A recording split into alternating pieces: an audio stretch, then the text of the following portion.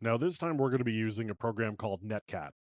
Netcat behaves very similarly in some ways to the Telnet client.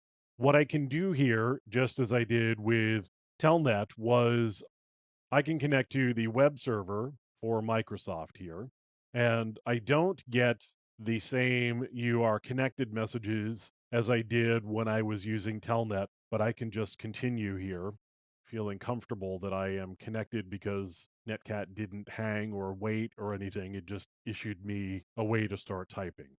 You can see that I was connected. I got a message back. Now, I can also use Netcat as I did earlier with Google. I can connect to the mail server, and you can see that this says ESMTP server ready. So I can say, just issue a hello, and it tells me it's pleased to meet me. Great.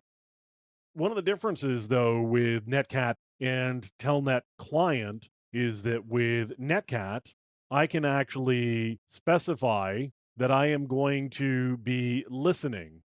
If I were to say -L, that's going to say listen, and I could just say listen on port 1200. So now I've got a listener on port 1200. Well, this is TCP.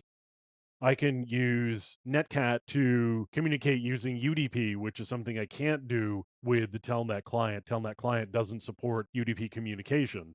All I have to do is say -U, and then let's just say we're going to go to 172.32.42.1, and we'll try 53. So I am communicating with port 53 on the router that's on my local network.